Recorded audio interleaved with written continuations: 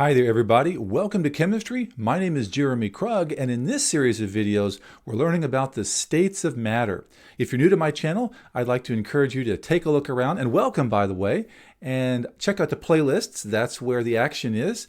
If you like what you see, if you find my videos useful, please consider subscribing to my channel. That way YouTube will recommend my videos to other great chemistry students like yourself who want to learn about the world around them. Well, in this series of videos, like I said, we're focusing on states of matter. So we're going to start by just talking about what are those main states of matter and some of the characteristics of those. For example, let's start with solids.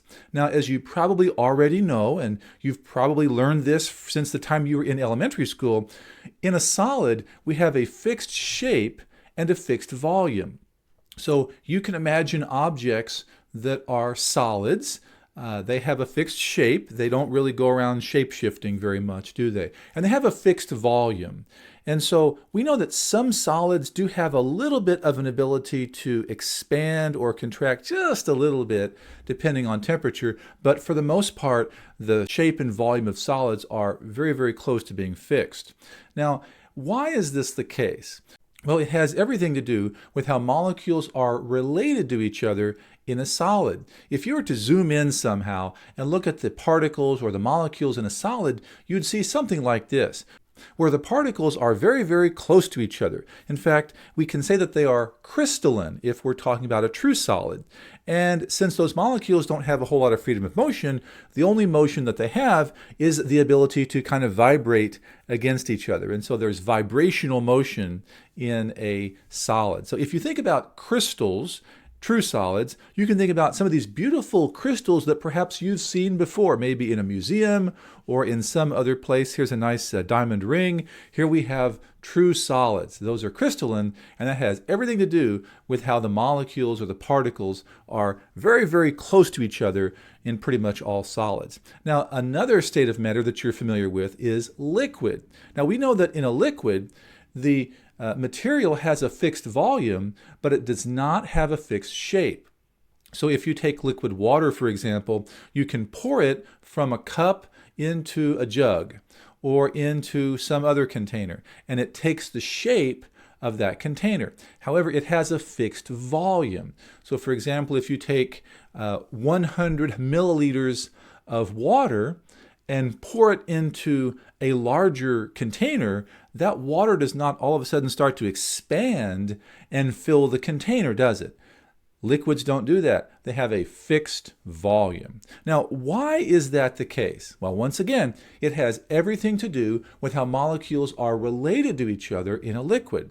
Like we said earlier, solids have the molecules smashed very, very close to each other. In most liquids, molecules are more like this, where the molecules or the particles are just a little bit farther apart from each other. They have just enough space between each other so that the molecules or the particles can slip and slide around each other, and that's why a liquid can flow. So we know that liquids flow, they take the shape of their container, but they don't have enough space between them so that they can expand or fill a container. Now, as we talk about solids and liquids, you might think about how there are some materials that really aren't exactly solids, and they're not exactly liquids either.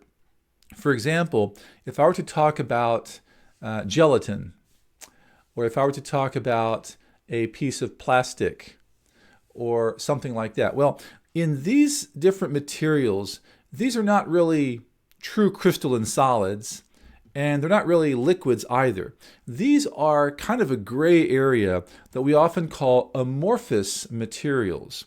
Now, amorphous materials, or sometimes called amorphous solids, refers to materials that aren't really true solids, and they're not really liquids either.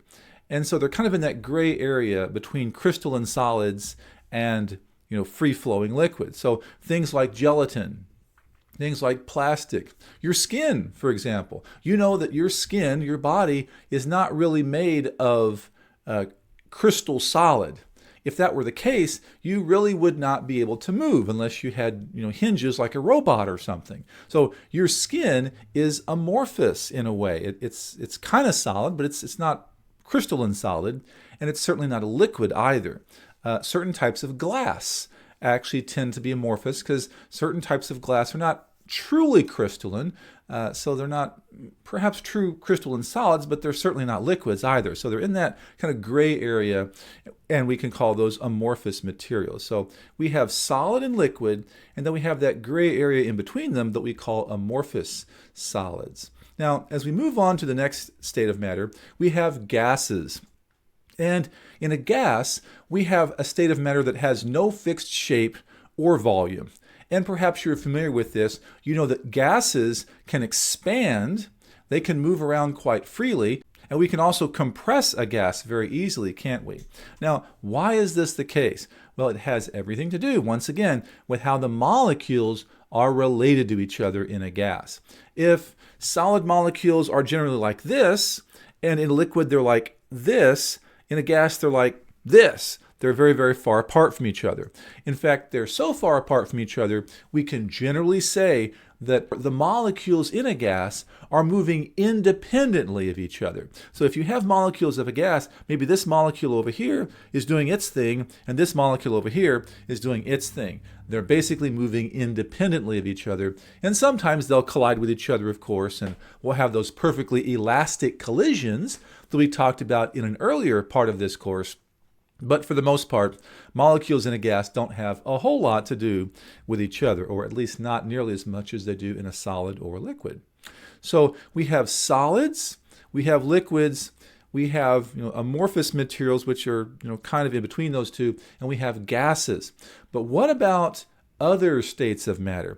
Perhaps you've heard of plasma. In fact, in this course, we've already talked about plasma a little bit, and we want to kind of review that here briefly.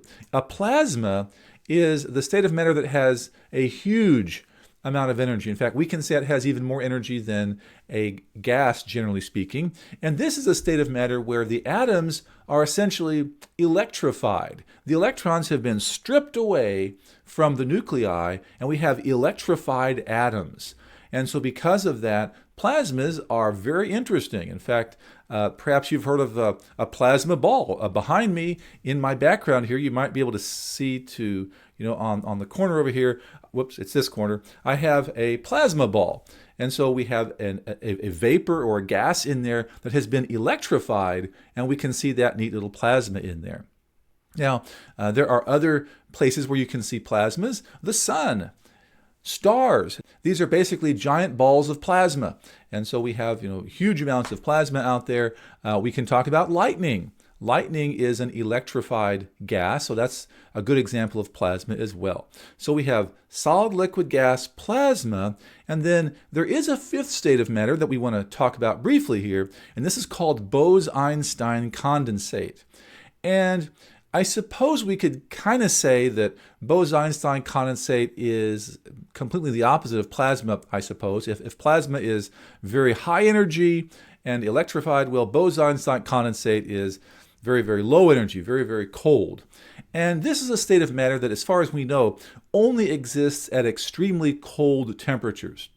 In fact, when I say extremely cold, I'm talking about temperatures that are within, generally speaking, less than a degree of absolute zero. So as you know, as we heat up materials, the particles start moving faster and faster and faster. And likewise, as you cool down a material, the particles start to go slower and slower and slower. And eventually, when you get to a temperature very, very close to absolute zero, the molecules actually lose all electrical resistance. Those molecules have so little molecular motion or particle motion between them that there's basically no electrical resistance there, and some weird things start to happen. Essentially, at those very, very cold temperatures of a bose-einstein condensate, atoms stop behaving like atoms and they start behaving like waves of light, which is something that is kind of strange, and we don't know a whole lot about this. The bose-einstein condensate was first predicted by the physicists Albert Einstein and the physicist Bose from India back about a century ago, and it was actually first discovered in the year 1995, or in that time period. So it's fairly recent that scientists have discovered this. We don't know a whole lot about it, but it is kind of a fascinating thing to think about. Hey, those are the 5 main states of matter: solid, liquid, gas, plasma, and bose-einstein condensate. Hey, I hope you enjoyed this video. And if you learned something from it, please slam that like button. I really appreciate that. That helps get my videos out there to other great chemistry students like yourself. Thanks for watching. In the next video, we're going to be learning about how these states of matter, and especially solid, liquid, and gas, can transition among each other, and we can have phase changes. I'll see you in that next video.